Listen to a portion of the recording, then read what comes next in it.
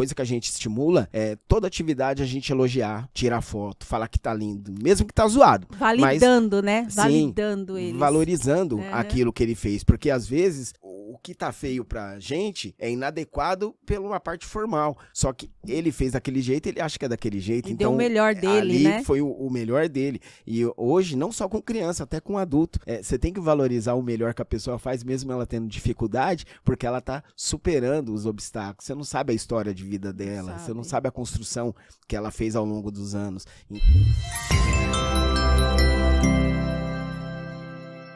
Olá, professora! Olá, professor! Bem-vindo a mais um podcast Professora Nota 10. Hoje, um professor Nota 10, né? Nós colocamos aí esse nome de professora, mas os professores são muito bem-vindos. E hoje nós temos um professor aqui maravilhoso, com uma história incrível. Mas antes de eu apresentá-lo, se inscrevam neste canal. Deixa o seu like para que esse vídeo chegue para mais professoras. Professoras, nós estamos na primeira temporada ainda do nosso Professora Nota 10. Para que a gente possa ter a segunda, terceira, quarta temporada, eu preciso da ajuda de vocês. Então, deixa o like, se inscreva no canal e esse vídeo vai chegar para mais professores, agregar valores a esses professores e a gente vai para a terceira, quarta, 10ª temporada e o próximo que vai estar aqui é você, tá bom? Eu conto com você, professora. E hoje o nosso convidado é o professor J. Ribeiro, casado com a Ariana Ribeiro, e ele tem uma história incrível, de um projeto incrível, e eu gostaria que já começar aqui com o professor J, se apresentando sobre a formação, sobre tudo que ele fez e tem feito pela educação. Bem-vindo, professor! Muito obrigado, Vanessa, agradeço. E vou dizer para vocês, a gente se sente bem e à vontade como um todo. E quero agradecer à equipe Tizan pela receptividade, pela organização, profissionalismo. Achei muito legal e você vai ter a oportunidade de vir aqui contar um pouquinho da sua história também.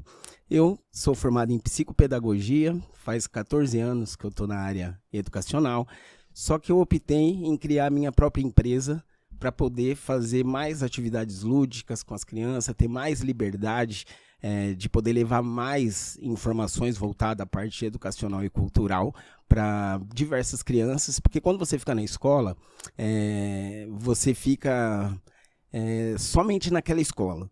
E eu falei, eu acho que eu tenho uma bagagem que eu posso levar muito mais informações para muito mais pessoas.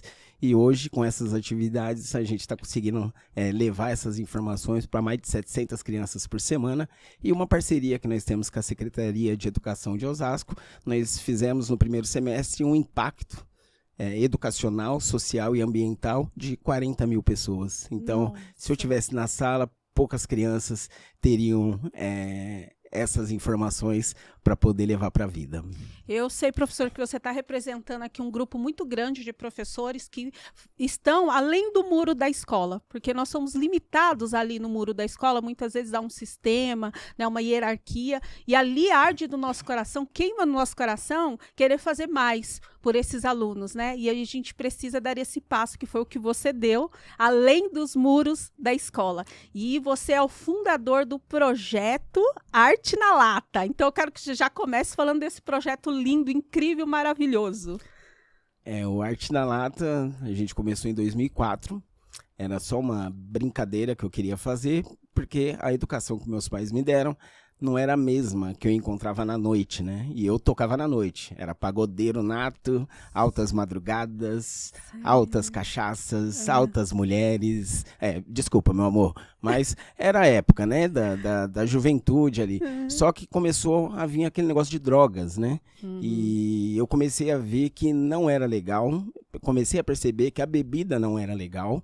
E minha mãe sempre falava isso, né? Daí eu resolvi passar meu conhecimento musical para as crianças do meu bairro. Só que daí foi criando uma proporção da qual eu não esperava. De 20 crianças foi para 30, foi para 40. Daí meu pai começou a reclamar, os vizinhos começaram a reclamar. Tive que ir para algum lugar e fui para onde? Para dentro de uma escola estadual, que chama Eloy Lacerda, no Jardim Piratininga, na cidade de Osasco. E quando a gente começou com esse projeto, a gente caiu nos olhos da Unesco. eles pediram para a gente se inscrever num projeto que estava ocorrendo dentro das escolas. Então eu disse 14 anos na área educacional, mas desde 2004 eu já venho fazendo atividades dentro de escolas, mas não com formação até 2009. E com isso, a gente participou de literalmente uma disputa que a Unesco estava fazendo dentro das escolas com o projeto Escola da Família. E entre 89 escolas do estado de São Paulo, a gente ficou entre as 10 e participamos de um livro deles que chama Dias de Paz. Foi para 191 países. Nós fomos apresentados para o Brasil pelo Serginho Grossman, depois fizemos Ana Maria Braga, Domingo Legal, Faustão, e começou a ter uma proporção da qual a gente falou, meu Deus, e agora? Precisa de roupa. Precisa pintar os instrumentos, precisa aumentar o repertório. Como não dava conta da agenda, um monte de gente chamando para sair do país.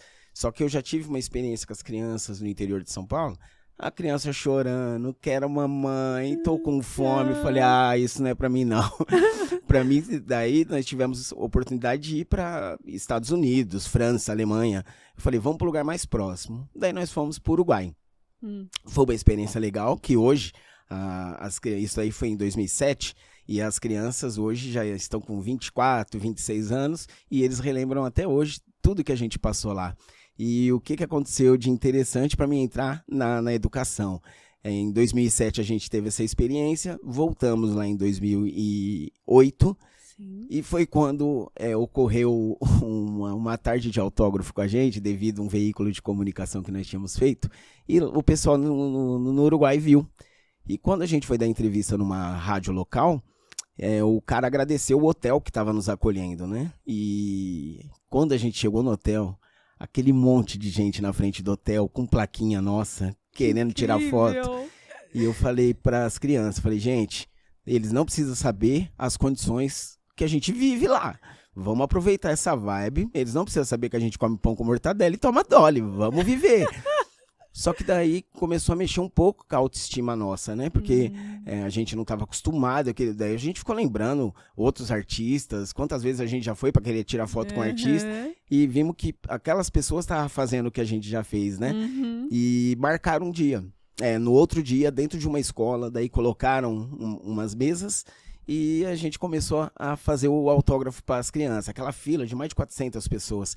E eu percebi que as crianças não sabiam escrever o nome das pessoas. Como é seu nome? Wesley. Daí colocava o U e o acento no E, porque é o Wesley, né? Daí eu falei, meu Deus, o que está acontecendo? Falei, não põe nome de ninguém mais. E quando a gente voltou para o Brasil, eu participava de uma escola, atendia 4 escolas nessa época na cidade de Osasco, escolas municipais, que era uma lei interministerial de 2007 do governo federal. Então, o governo federal depositava o dinheiro na escola e a escola repassava para a gente. E esse trabalho, eu comecei a conversar muito com as professoras, falando, eles estão com muita dificuldade, na 5ª série não sabe escrever as coisas corretamente. Sim. Daí falou, mas para você entender, você tem que ir para uma faculdade, porque daí você vai saber como ajudar eles. Daí foi quando acabei entrando na pedagogia e comecei a mudar totalmente o meu desenvolvimento, a minha metodologia de trabalho. Eu comecei a focar na parte de musicalização, contribuindo com a alfabetização e o letramento deles através do lúdico. Então comecei a criar musiquinhas chicletinho, comecei a resgatar as músicas de domínio público para a gente não pagar direitos autorais. Daí foi uma coisa que foi dando certo, daí com isso fui fazendo oficinas, trabalhando dobradura, comecei a trabalhar pinça e eu vi que dava certo e eles aprendiam com mais facilidade do que a sala de aula. Porque foi o que você falou, na sala de aula tem que seguir o currículo, você Sim. tem que seguir toda a métrica que a educação passa e acaba enferrujando, né, atrofiando ali a criança. E eu comecei a perceber que mesmo eu oferecendo o lúdico, essas crianças tinham dificuldade ainda de aprendizagem. E eu falei, tantas ferramentas que eu estou dando, a criança não pega. Por que não pega? Daí eu falei, vou ter que estudar mais. Daí comecei a fazer psicomotricidade, comecei a fazer diversos cursos e acabei fazendo a psicopedagogia para poder entrar na cabeça daquela criança. Porque eu comecei a perceber nas crianças da ONG que o problema da dificuldade de aprendizagem deles vinha todo um processo de problema social. Então é mãe com um monte de filho que não tem condições, o pai é alcoólatra, o pai que bate na mãe, a mãe que tem que ir trabalhar e deixa com a avó, e a avó que tem artrite, rematite, tem um monte de doença e não tem condições de acompanhar a criança fica ociosa, livre, leve e solta para ir para a rua. E eu sempre falo, a rua não é ruim, mas depende o que você vai fazer na rua, as amizades que você tem na rua. E com essas dificuldades eu comecei a perceber que era um problema todo social.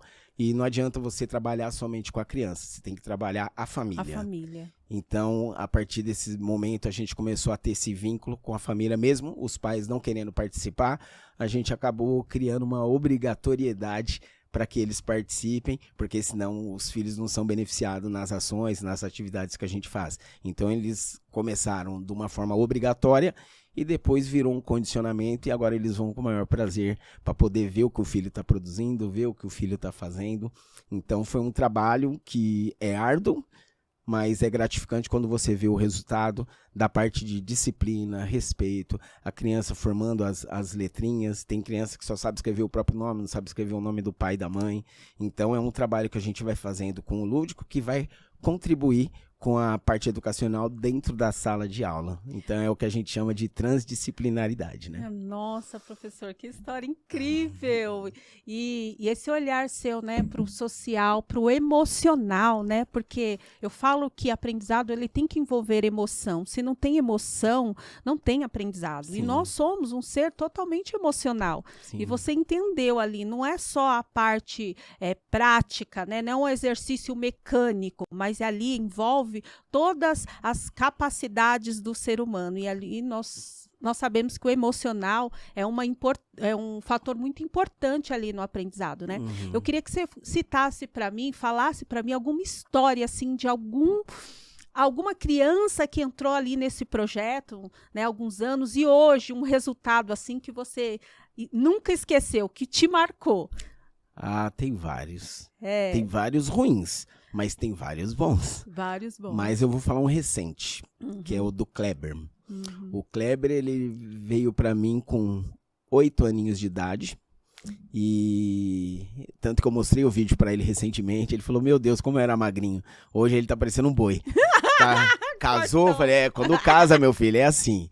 Daí ele veio para mim com essa idade e, infelizmente, devido a uma matéria que nós fizemos para a Rede Globo, eu falei pro César Tralli, né, no SPTV, falei, não faz isso, cara, que você vai prejudicar a gente. Ele falou, não, mas vocês têm que ser exemplo e vamos colocar na rede isso para que as secretarias de educação tenham uma visão diferente, né? Quando ele fez, a gente foi expulso da cidade. Daí ele meteu no ar e a prefeitura foi lá, falou que a gente não tinha vistoria do bombeiro, a VCB, não tinha certificação para atender e tivemos que sair da cidade e recomeçar do zero. E foi quando o Kleber parou de participar do projeto. E a maioria da época com ele começaram a voltar para marginalidade, criminalidade, eles não tinham mais o que fazer, porque além do projeto, eles ficavam na minha casa. Então a gente ia lá, jogava videogame, fazia brincadeira, criava instrumento, eles traziam ideia, eu ia para casa deles, ficava tipo de domingo de manhã, eu ia para a praça lá com eles, para poder evitar que eles ficassem na facilidade da comunidade, que na época a droga estava muito alta. E não que mudou hoje, né? Mas naquela época ali a gente estava com vários problemas de criança usando droga. E eu não queria que acontecesse isso com eles. Infelizmente o projeto teve que parar em 2010 e a gente recomeçou em Carapicuíba e agora com o Rogério Lins que a gente voltou em 2016 para a cidade de Osasco. E a mãe do Kleber me ligou falando, nem se for para me pagar a passagem dele para ir para Carapicuíba, mas eu quero que ele continue com você. E ele continuou vindo, quando ela não tinha dinheiro eu ia buscar ele e ele acabou não entrando nessa parte de drogas e o pai dele vendia salgadinho. E eu falei, por que vocês, em vez de vender salgadinho para os outros, não vende para vocês? E eles montaram uma mini empresa e hoje ele tem franquias de salgadinho de 50 centavos. E hoje ele comprou, o sonho dele era ter um carro, hoje ele tem carro, ele tem moto, casado, tem uma filha.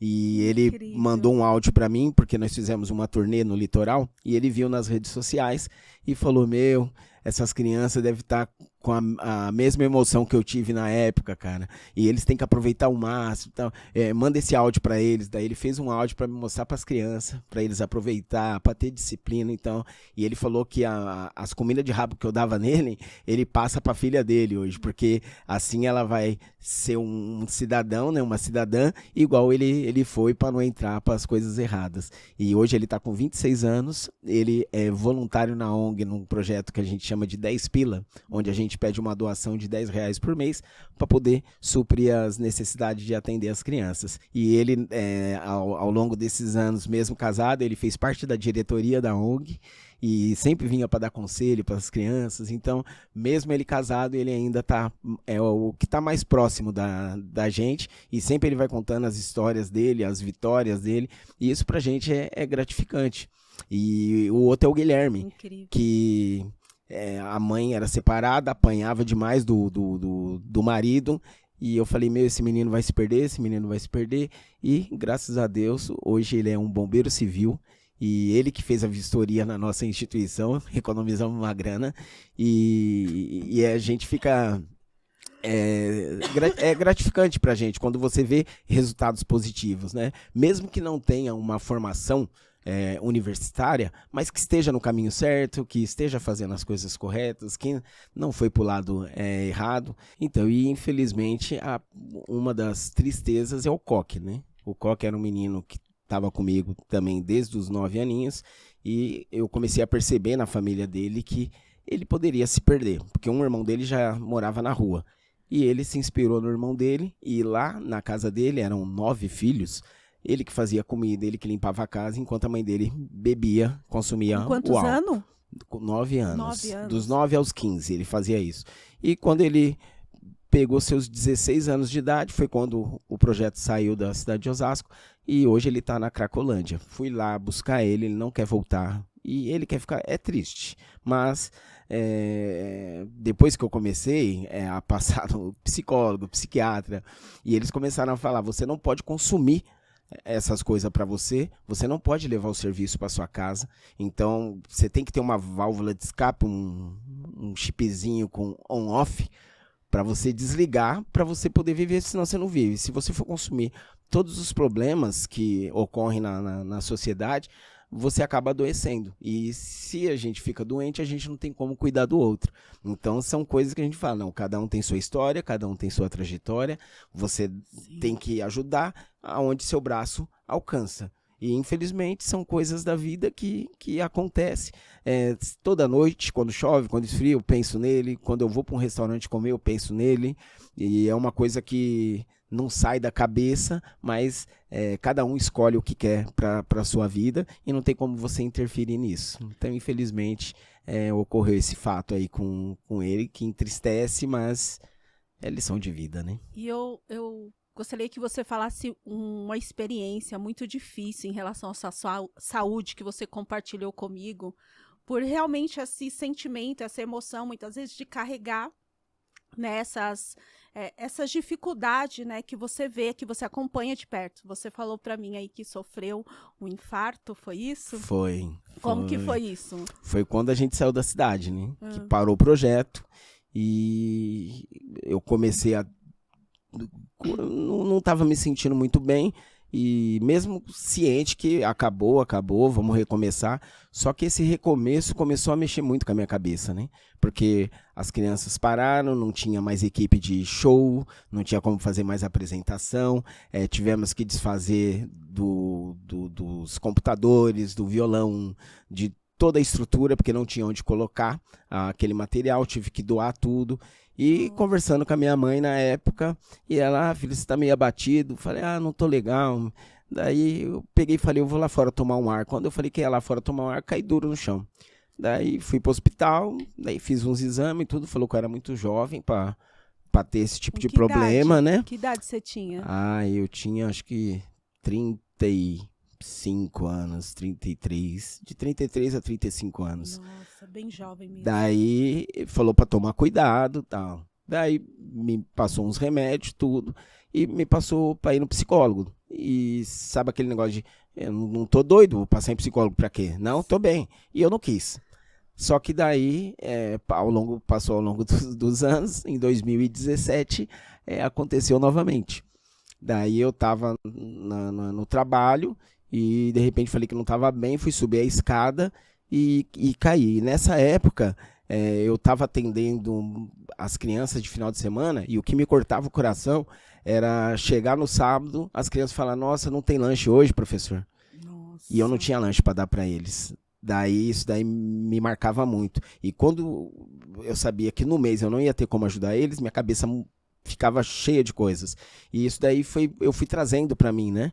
E foi quando me deu outro piripaque. Daí eu falei: agora eu vou ter que me cuidar, daí falaram: você tem que ir no psicólogo, vai lá que ele vai te auxiliar. E foi uma coisa boa, passo com ele. É bom que eu consigo falar mal dos outros. Pode, né? Porque se você fala mal pra algum amigo, vira notícia, né? E lá você fala: não, essa pessoa tá enchendo o meu saco. E você, professor, você deve ter alguém na escola que você não pode falar, né?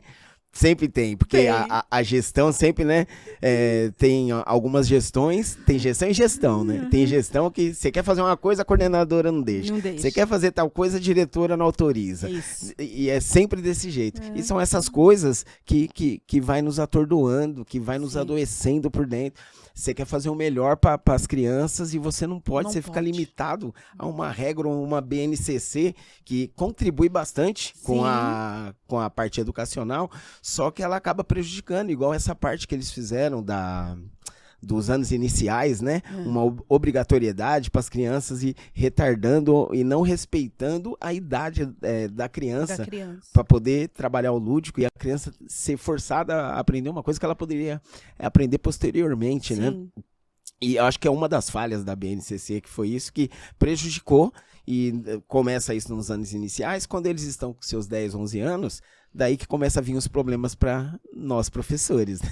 Ela tem dificuldade de aprendizagem, não sabe isso, não sabe aquilo, porque não foi reaproveitado, aproveitado, né, nos anos iniciais, algumas coisas de lateralidade, motricidade, coordenação motora, a pinça, a parte lúdica, a pintura, a parte das artes, né, os signos, e é um trabalho árduo, mas é gostoso. E por mais que que tenha a BNCC, ela não dá conta, por mais ampla que ela seja, não dá conta de contemplar tudo, porque dentro de uma sala de aula, nós estamos lá com 40 alunos, são 40 pessoas diferentes, que aprendem de forma diferente, que carregam histórias diferentes, com emoções diferentes. A vivência, né? E vivências diferentes, muitas vezes nós somos obrigados a aplicar ali da forma que é nos colocado, e a gente sabe que não está funcionando, que não está trazendo resultado, que o problema ali é muito maior, né? O emocional, o social.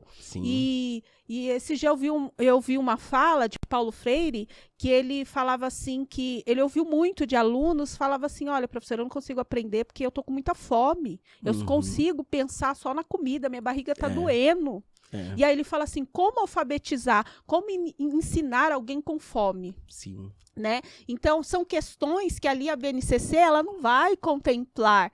Ali nós, professores, que estamos ali lidando todos os dias com aquelas crianças, com aqueles alunos, né? Aquele ser humano, né? Que a gente quer, de alguma forma, contribuir para a vida dele, a gente quer fazer além, né, do muro da escola, além de um projeto, no caso da BNCC, nós queremos ir além, precisamos ir além para alcançar essa criança, senão se a gente ficar assim só no papel, só que o papel diz, com certeza não vai ser efetivo, né? Nem sempre vai ser. Né? Porque, principalmente aqui no Brasil, as histórias e vivências são muito difíceis, né, das crianças. A gente que dá aula em comunidades, a gente que está ali vendo de perto, a gente sabe de perto a realidade dessas crianças, né?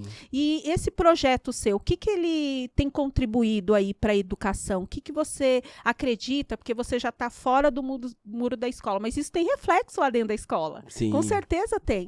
E qual que é a contribuição aí para a educação desses projetos que você desenvolve?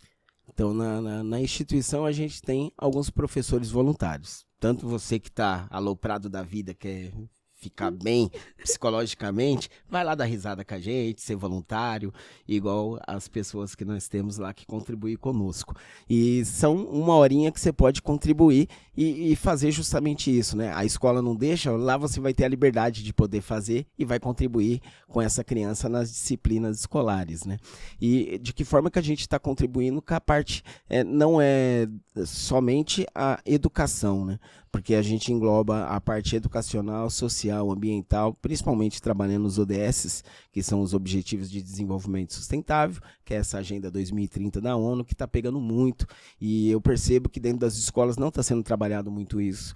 Percebo que as crianças não sabem as cores da reciclagem, percebo que eles não sabem onde jogar o lixinho corretamente. Eu acho que deveria ter essas instruções, porque o adulto, quando joga um lixo no chão, não tem como você conscientizar ele, porque ele já tem aquela formação e já está acostumado a fazer aquilo. Agora, se você começa a trabalhar isso dos anos iniciais com as crianças, elas já vão crescer com uma formação diferente. Sim. Então, às vezes, a dificuldade de aprendizagem que ela tem dentro da sala de aula é o que a gente tenta fazer nesse contraturno escolar. Então, nós temos psicólogos, né? Temos psicopedagogos que avalia essas crianças, tem essa parte lúdica que a gente faz a observação e a gente vê qual é a dificuldade das crianças. E são coisas que na escola não vivenciam isso.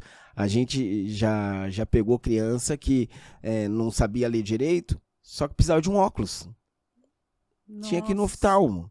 Daí tinha uma outra que ela não conseguia escrever direito, escrevia espelhado.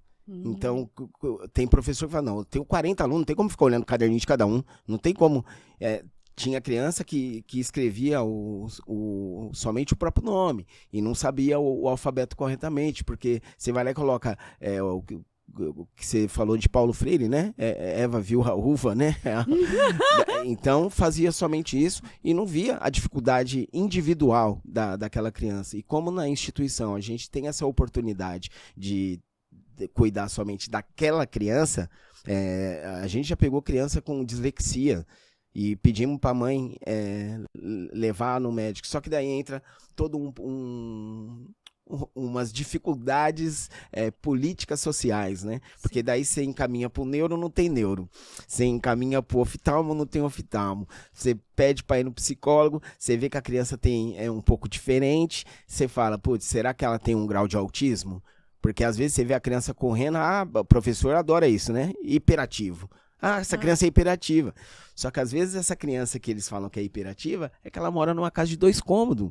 Quando ela chega na escola e vê aquele pátio gigante, ela quer correr, quer brincar. Então são essas observações que a gente tenta contribuir com essas crianças e às vezes eles acham que a escola é chata, que a disciplina é chata, então através do lúdico eles conseguem aprimorar um pouquinho ali. Nós temos espaço de contação de história, nós temos uma biblioteca, nós trabalhamos muito a parte de criatividade no artesanato, nós temos vou dar um exemplo de uma música que nós temos que fala sobre o sonho de Rosinha. Então a Rosinha ela sonha que ela estava num avião e do avião ela viu uma águia, um gavião, então a gente já trabalha as espécies com eles, viu peixinho e tubarão, então a gente já trabalha o ODS 14, que é sobre a preservação da nossa água. E a gente faz uma dobradura com eles do avião, então eles criam seu próprio avião para poder cantar a musiquinha. Através da música que é cantada, eles conseguem analisar. Rosinha começa com que letra? Então nós temos letras móveis, fala qual é a música que a gente aprendeu, escrevam aí. E a criança sozinha fica com dificuldade. Agora, de uma forma de cooperativismo, um vai ajudando o outro. Não, é o R, Rosinha, é S ou é Z? Não, acho que é Z. E você deixa e fica só observando. Então, essa contribuição nossa é uma facilidade que eles têm, oportunidade que eles têm de poder aprimorar os conhecimentos para quando chegar na escola, eles já conhecerem um pouquinho mais essa parte da alfabetização. Incrível. E por quê? Professor, isso não pode ser feito dentro da escola. Por que a gente tem que ter um currículo engessado, né? E muitas vezes a gente quer trabalhar dá esse trabalho. lúdico. Que dá trabalho, né? Coisa que dá trabalho ninguém quer. Ninguém quer, verdade. Como que eu trabalho em 2 cidades e eu vou ter que ter paciência de atender 30 crianças, uma por vez, se eu posso atender todas, daí depois ele passa de ano, o outro professor que se vire. Sim. Eu não preciso de... É isso que você ouve de alguns professores. Eu já estou cansado, eu tento fazer a coisa, minha diretora não deixa. Eu tento fazer, a educação veio aqui e falou que eu não podia fazer isso. E principalmente se você coloca o empoderamento, se você abre a mente da criança e dos pais para saber a parte, porque tem a política partidária e tem a política educacional, a política social, e quando você quer colocar esse tipo de coisa, daí o governo já não deixa, porque fala, vai virar oposição nossa. Eles vão ser pessoas de opinião formada. Pensante. Vai ter uma opinião formada e a gente não vai conseguir enganar mais eles. Porque na pandemia, eu falei, infelizmente morreu muita gente. Mas a gente nunca teve tanta empresa que veio nos ajudar. Nós conseguimos levantar 850 mil reais em doações, ajudamos mais de 30 mil pessoas com cestas básicas. E a gente percebeu que política não tinha vez em algumas comunidades.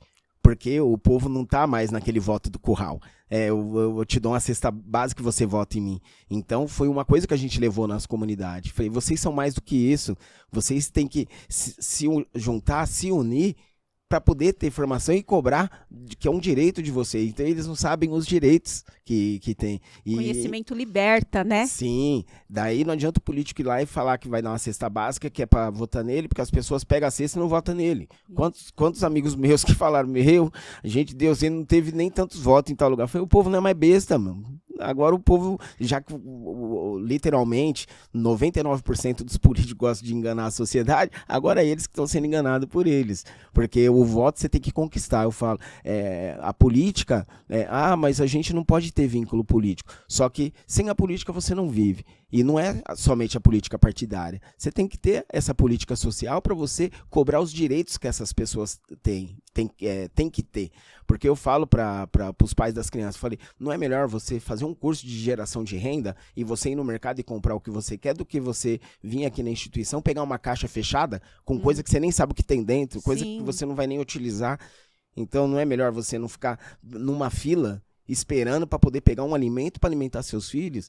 Mas eu não posso trabalhar porque eu tenho 5 filhos e não tem creche. Mas é lei. A partir do momento que você tem um filho, eles são obrigados e não sabe que tem isso. Chega na escola e fala, não tem vaga. Daí acaba ficando lá, não tem como trabalhar. Então a gente acaba oferecendo cursos para essas mães. Curso de trança, manicure, tudo que elas podem fazer dentro de casa. E não precisa ter necessidade de sair.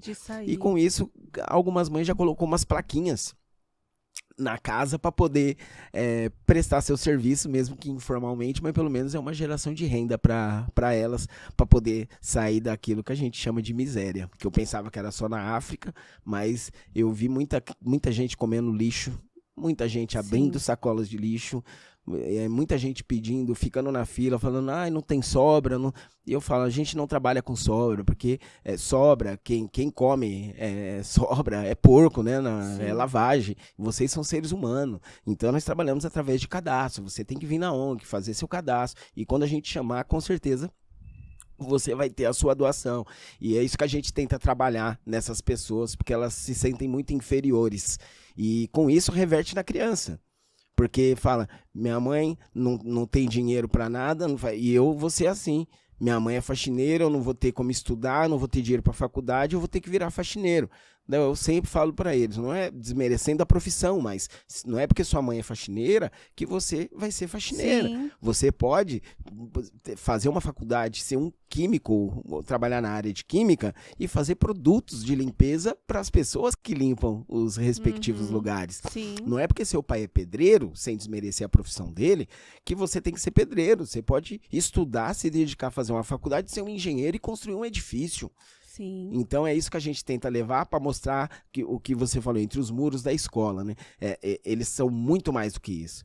Agora, uma coisa que a gente estimula é toda atividade a gente elogiar, tirar foto, falar que tá lindo, mesmo que tá zoado. Validando, mas, né? Validando eles. Valorizando aquilo que ele fez. Porque às vezes o que tá feio pra gente é inadequado pela uma parte formal. Só que ele fez daquele jeito, ele acha que é daquele jeito. E então, deu o melhor dele, ali né? foi o melhor dele. E hoje, não só com criança, até com adulto, você tem que valorizar o melhor que a pessoa faz, mesmo ela tendo dificuldade, porque ela tá superando os obstáculos. Você não sabe a história de vida dela, você não sabe a construção que ela fez ao longo dos anos. Então, é legal isso. E é um diferencial que a gente tem na instituição. Todo mundo lá é valorizado, a gente chama as pessoas sempre pelo nome, e acho que é por isso que as pessoas sempre vão lá. E voluntários, as pessoas que vão fazer visita, sempre quer voltar de novo, porque a gente já está condicionado e já sabe como lidar com as pessoas que vêm justamente por isso, para mostrar que ali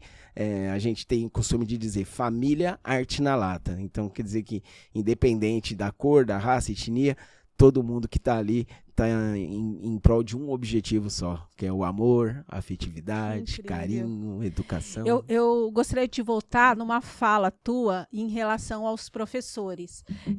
Hoje nós estamos lá no chão da sala de aula e a gente, todos os anos, lidar ali com salas de 30 a 35 alunos de ciclo de alfabetização. Então, são 30 vidas, 30 crianças que aprendem de forma diferente, precisam de práticas, né, e de aplicações ali diferentes, né? Então, seria 30 maneiras diferentes de ensinar. E por mais que esse professor se desdobre, por mais que esse professor se entregue ao máximo, mas tem coisas, e são muitas, não são poucas, viu? Professor, humanamente falando, é impossível para um professor. Eu já cheguei a ter uma sala de 30 alunos e 3 inclusões. E essas 3 inclusões, eu tinha lá um autista severo, eu tinha um DI, que era deficiente intelectual, e eu tinha um aluno em investigação, que ele já estava com 3 laudos e ainda não tinha terminado o processo. Ele surtava dentro da sala de aula. Ele era um risco para o meu aluno, para ele e para os outros amigos quando ele surtava, porque ele ficava violento dentro de sala de aula. Então, eu vejo assim, que o professor, eu costumo chamar eles de soldados, né, de linha de frente. São os primeiros a levar o chumbo, porque essa estrutura da nossa educação hoje no Brasil, como é feito, eu vejo que ela já é feita para dar errado mesmo. Se você pegar exemplos de países de primeiro mundo em educação, a gente entende que a gente pode pegar muito exemplo lá e adaptar aqui, mas a gente precisa de ajuda lá de cima. A primeira coisa seriam essas salas cheias. Esse professor que precisa, que nem foi muito bem falado para você, trabalhar de manhã numa escola e trabalhar à tarde na outra. Por quê? Porque o salário dele obriga ele a isso, essa rotina exaustiva que não deixa esse professor se aperfeiçoar, não deixa esse professor ir atrás de formação mais efetiva para alcançar mais essas crianças. Por quê? Porque ele é obrigado a fazer 2, 3 turnos. Eu tenho relatos de professores que sentam aqui e falam assim, olha, o meu desejo é fazer um mestrado, mas aí a professora brincou, então só se eu vender um rim, porque o mestrado aqui no Brasil não é impossibilitado dentro das minhas condições de salário de um professor. Né? Então, a gente, quando surgiu essa ideia, foi exatamente isso. Cuidar de quem cuida, ter esse olhar para esses professores que estão desmotivados, estão desacreditados, estão pegando toda essa bagagem, né, do fracasso da educação do Brasil para eles. Né? E muitas vezes, que nem eu falei, é humanamente impossível muitas coisas que a gente gostaria de realizar, e aí a gente vai dar o nosso melhor e o além do que a gente pode, e aí acontece o que aconteceu com você. Vai ficar doente, vai infartar. Né, não vai conseguir segurar todo aquele peso, porque acaba sendo um peso para uma pessoa só. Mas a gente tem um sistema educacional. Se nós tivéssemos ali políticas públicas, que nem você mesmo colocou, um olhar principalmente para o professor, porque o professor está na liderança, está na linha de frente. Então, quando eu estou cuidando do professor, eu estou cuidando do aluno, eu estou cuidando das crianças, eu estou alcançando as crianças. Então, e o alcance vai ser mais efetivo, porque quem está na liderança é quem? É os professores. Aí o cara lá, que está lá, o prefeito, ele se preocupa em dar um uniforme bonito para as crianças. As crianças precisam de uniforme? Precisam, sim. O uniforme é importante, mas mais importante é ele ter uma educação de qualidade lá dentro da sala. E como que ele vai dar essa educação de qualidade? Através dos professores. Né, do cuidado, da formação e do olhar para esse professor, porque é esse professor que vai fazer a educação ser efetiva lá dentro. né? Então, eu vejo assim que os professores, eles têm, eu falo nós, então, vou me colocar, a gente tem pego essa bagagem, colocado tudo nas nossas costas, na nossa mochila, Sim. e ela tem ficando cada vez mais pesada, e a gente às vezes tem esse olhar até crítico, né, para o colega, fala assim, poxa, professor, mas por que o menino não conseguiu, por que o menino não fez? Mas imagina, aquele professor, fala que são mulheres, a maioria são mulheres, ali são dupla, tripla jornada, né, professor? Que são mães, né, são donas de casas também, tem esposo, são professoras ali, e enfim. Então, a gente precisa, né, ter esse olhar também pro educador, para os professores, e eu acredito que a mudança teria que começar por aí. Sim. Se for para a gente falar de PCD, eu acho que é mais um programa, né? Mas eu vou resumir uma coisa, um fato que está ocorrendo, né? Nós temos uma parceria com o Shopping de Carapicuíba.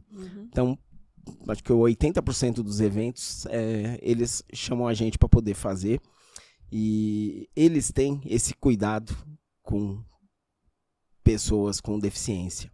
E a proposta deles é acolher. E todo projeto, a proposta que a gente dá de atividade para eles, a gente sempre faz pensando no deficiente. E o que aconteceu? As mães dessas crianças que comparecem nas nossas atividades dentro do shopping, toda vez fica acompanhando para poder ver quando que a gente vai estar de novo. Porque é o único lugar que os filhos têm acesso, que eles brincam. Porque eu sou meio doido, sabe? Eu tiro a criança da cadeira de roda, eu ponho no chão, eu saio puxando. E a mãe começa a falar, ai meu Deus, ai, vai machucar. Eu falo, não, ele tem que brincar. E ele brinca, jogo ele na piscina de bolinha. Então, é uma coisa que ele não está acostumado, é uma vivência que ele tem que ter. Ali sim é inclusão. Sim. Agora, ao longo desses anos que eu estou na educação, teve um fato de uma cidade que eu atendia, que a mulher falou, tanta gente para você levar para apresentação, você vai levar uma cadeirante? Eu vou ter que arrumar alguém para ficar junto com ela? Por que você não escolhe outro? Falei, onde que está a inclusão dessa escola? Nossa. E eu já ouvi várias coisas. Ai, na minha sala tem tanto. Só Deus na causa. Então, eu acho que foi o que você falou. São políticas públicas para poder ampliar. Eu não estou dentro da escola, eu não sei se tem... eu acho que é a AEE, né? Atendimento educacional especializado. Eu não sei se... contraturno. Então, mas eu não sei se tem dentro da sala de aula professores específicos para cuidar dessas crianças. Que tem deficiência. Eu não acompanho muito isso. Eu acho que também porque eu não perguntei para um amigo meu que é professor. Mas eu acho que falta isso, a criança se sentir inclusa, participando do processo educacional, não, porque ela tem que ter a socialização, só põe lá ela com um monte de gente para mostrar que ela tá junto. Não. Então, o trabalho que a gente tenta fazer nessa parte de PCDs é justamente essa, é poder incluir a criança em diversas atividades, mesmo ela tendo suas limitações, que ela tem acesso a determinadas coisas, então a gente já leva coisas preparadas justamente para poder atender. E eu acho que a escola deveria ter essa preparação, só que daí entra naquela parte orçamentária, daí entra que tem que fazer um edital, então às vezes a parte burocrática acaba dificultando. Quantas vezes eu já tentei fazer parceria com algumas cidades e falar, mas tem que ser por licitação, tem que ser por isso, daí demora um ano. Fala, nesse um ano, as crianças já se perderam. Sim. Nesse um ano, a criança já perdeu toda a essência do que a gente poderia oferecer para contribuir com a vida dela. Então, são coisas muito demoradas. E esse processo todo faz a gente perder o time da criança, que nem você estava falando, por exemplo, das crianças com dislexia. Uma criança lá no ciclo de alfabetização com dislexia, ela está no momento dela de ser alfabetizada. Sim. Ela precisa ser atendida ali, naquele momento, acompanhamento. Aí você falou, aí ela vai ser encaminhada para um médico, aí não tem o médico, não tem o neuro, não tem o psicopedagogo, aí essa criança vai conseguir atendimento lá no segundo, no terceiro ano, onde já passou o tempo dela ali, né, de ser alfabetizada, ela perdeu. Aí o que vai acontecer? Ela no terceiro, quarto ano, ela vai começar a ser atendida, aí ela vai ser alfabetizada, ali já vai ter problemas emocional com a autoestima dela, porque a maioria dos amiguinhos vai saber ler e escrever e ela não vai. E ali vai já gerar outro tipo de problema por conta dessa burocracia burocracia, dessa demora e essa dificuldade, tudo, né, dificultando para que as coisas realmente não aconteçam. Porque,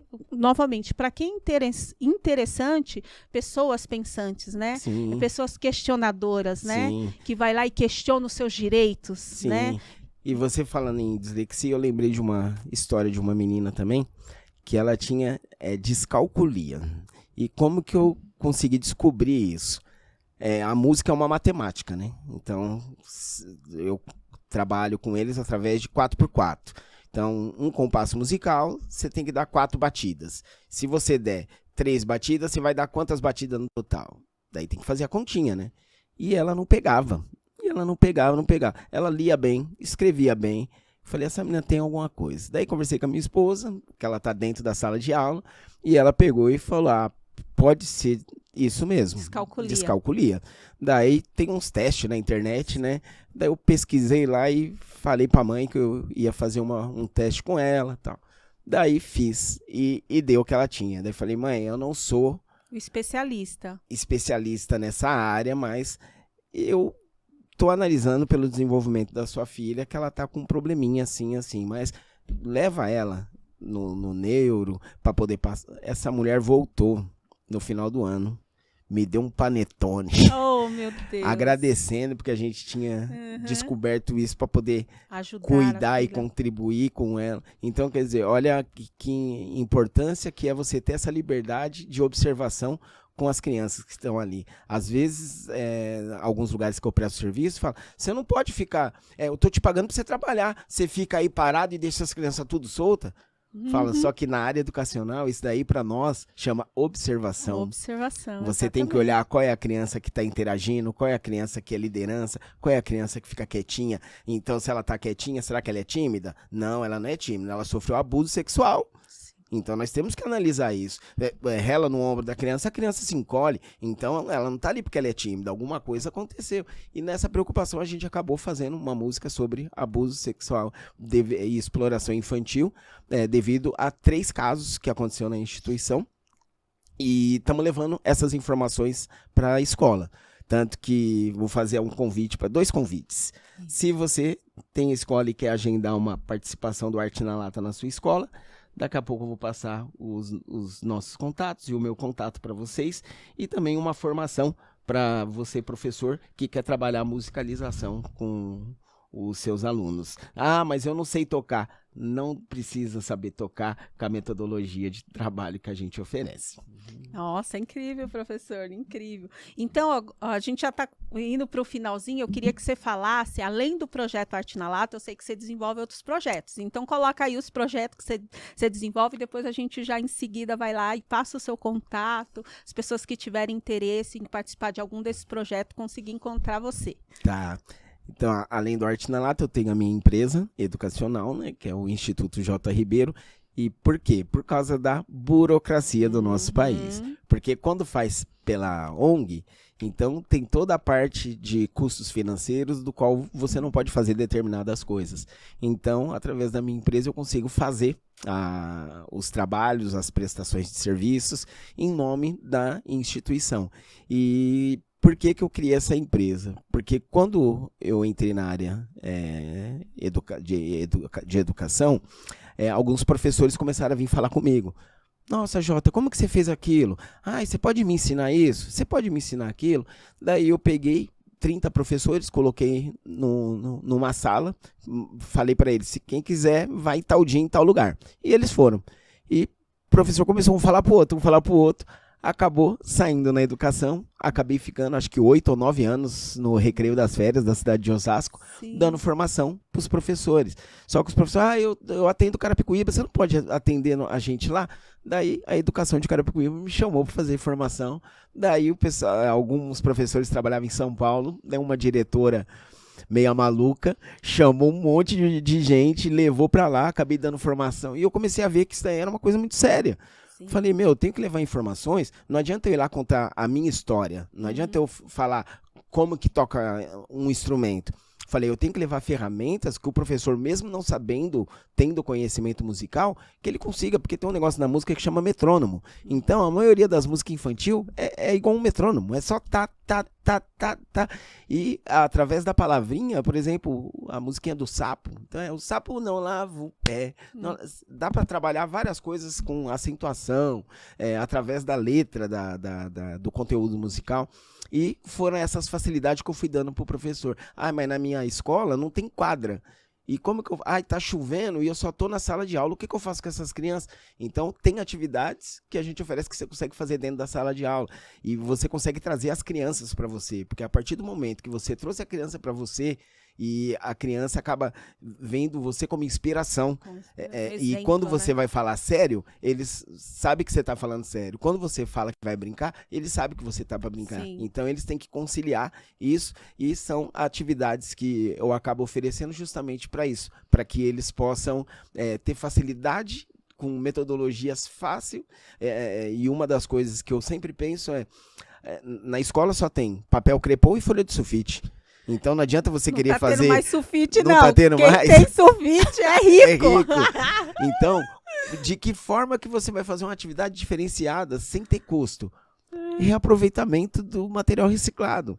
Então, com caixa de ovo você faz, com caixa de pizza você faz, rolo de papel higiênico você faz, com uma garrafa PET dá para você fazer mais de 5 brinquedos. Sim. Então, são essas atividades que eu passo e estou convidando as pessoas que tiverem interesse para poder participar, que ainda neste ano eu vou fazer uma online e depois vou marcar uma presencial. Que incrível, com certeza. Eu vou estar lá te acompanhando. E tem outro projeto também, que é o projeto Papo Reto, que eu achei incrível esse também. O projeto Papo Reto é mais para adolescente, porque é difícil trabalhar com adolescente, né?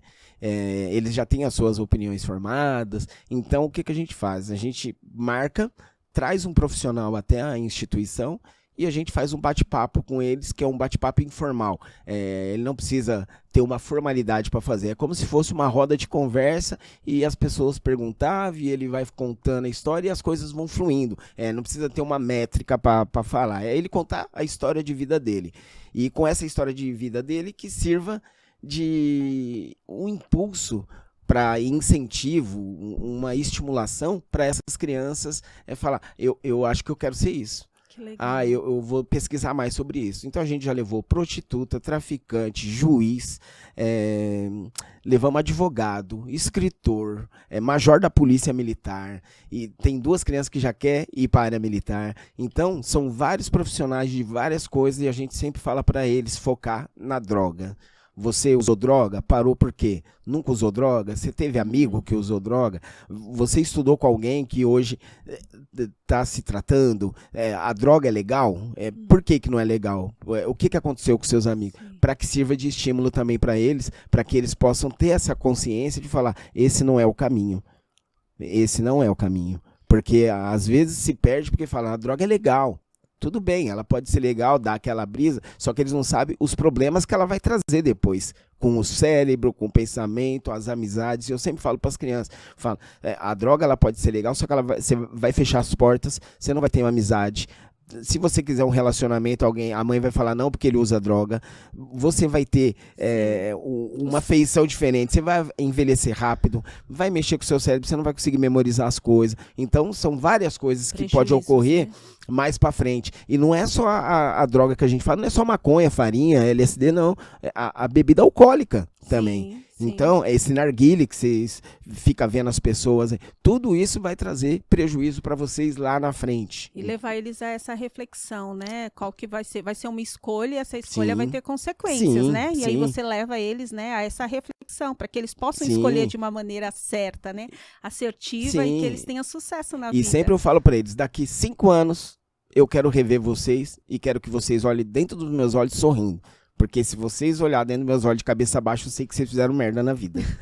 Então, sempre eu faço isso. E sempre eu revejo alguns e vejo que estão num caminho legal. Mesmo que pararam de estudar, terminaram, mas não quiseram fazer uma faculdade, mas estão ali no caminho certo. Incrível. Então, é gratificante. Claro que tem uns que não seguem, né? Mas a gente tem que levar como exemplo as coisas positivas que nos ocorrem. traz esperança, né? Sim. Trazer à memória aquilo que nos dá esperança, Sim, né? sim. Quando a gente vê aí um caso de sucesso, traz esperança para que a gente não queira parar, né? Sim. Agora, eu gostaria que você passasse o seu contato, você convidasse os professores para vir compartilhar aqui as histórias dele, nos ajudar e convida aí os professores de casa, professor, e passa seu contato, tá bom? Tá, legal.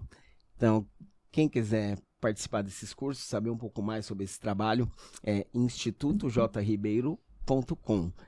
E o meu telefone é 11 9 4789 0064. 11 9 4789 0064. E para conhecer o trabalho do Arte na Lata, caso você queira nos levar até a sua escola, é artenalata.org.br e nossas redes sociais, Instagram e Facebook, é Grupo Arte na Lata. Então estamos sempre à disposição para poder contribuir e eu não posso esquecer de falar o nosso lema, Arte na Lata, batendo na lata para não apanhar da vida. Nossa, incrível! E eu gostaria que você finalizasse aí com um recado, algo que você gostaria, uma mensagem que você gostaria de deixar aos professores, aos nossos professores. Acredite sempre na criança. E se você tiver algum problema de gestão, que deixe uma válvula de escape sabendo que aquela criança não sabe o que é gestão, aquela criança não sabe o que é política. A criança está ali para aprender e ela depende de você. Então, nunca desista dos seus alunos. Sempre valorize, sempre ouça eles, porque às vezes o que falta neles é esse carinho, é essa carência de diálogo para você trazer ele para a vida. E eu digo isso e sempre vou dizer por uma experiência de um amigo meu que chama Emicida. E o que ele falou? Que se não fosse uma professora na vida dele, ele não seria quem ele é hoje. Então, vamos seguir esse exemplo para que essas crianças cresçam e falando sobre você, sobre o seu nome. E uma reflexão para vocês vai ser essa. Você lembra o nome da sua primeira professora que você mais gostou? Não. Agora, a pior professora. Você lembra? Você lembra? Então, que sirva de reflexão para você, para que você tenta fazer essa memória para as crianças e que não seja um mau professor por causa de falta de estrutura, falta de estímulo, porque a criança não tem culpa disso daí. Então, é isso daí. Nunca esqueça do seu aluno. Nossa, incrível. Nós somos ali aqueles... são muitas sementes que andam por aí, né, na sociedade, do teu trabalho. Eu sou fruto de um professor, né, que mudou a minha vida, a minha história de uma professora. E eu quero te dar um presente também, que é fruto de uma professora. Essa aqui é o livro da minha filha, Júlia Miranda. Ela escreveu esse livro, ela tinha 14 anos de idade, inspirado numa aula de ciências por um professor. Nossa. Ali ela se descobriu como escritora, decidiu, hoje ela está com 17 anos, está se formando no ensino médio, mas aqui é uma escritora, acredito, best-seller, de sucesso. Isso aqui é fruto de um professor. Inclusive, essas professoras vão vir aqui, que são professoras que deu aula para minha filha, vão vir aqui contar a história delas, porque elas são incríveis. Eu tenho muito a agradecer. A vida toda estudou em escola pública, minha filha, tá? Mas isso aqui é fruto de um professor ali que se dedicou, da sua entrega, desse amor que você fala de não desistir. Sim. Né? Então é um presente para você. Já vamos colocar a Julinha no papo reto. Sim, né? Sim, lá inspirar outros adolescentes, que é sim. possível, né? Legal. E você vai ver, ela é incrível e é uma menina assim de ouro. Tá bom, professor? Legal. Obrigada. Fico grato. Eu que agradeço. Por ter aceitado esse convite, por estar aqui com a gente. Quando me falaram do seu trabalho, eu falei, não, eu quero ele aqui, porque ele vai nos ajudar, vai nos inspirar. A gente está precisando disso, de inspiração, sabe? Esperança, trazer à memória aquilo que nos dá esperança. Eu acho que hoje você trouxe bastante esperança aqui para os professores. E a gente não pode deixar de agradecer quem? Quem que me indicou? A Luciana! A Luciana! Lu, valeu, beijo. Lu! Um beijão, viu? Gostei muito e valeu pelo convite aí, por conhecer mais um dessa luta educacional. Obrigada, professor. Eu que agradeço. Muito prazer te ter aqui, tá bom? Legal. Obrigada.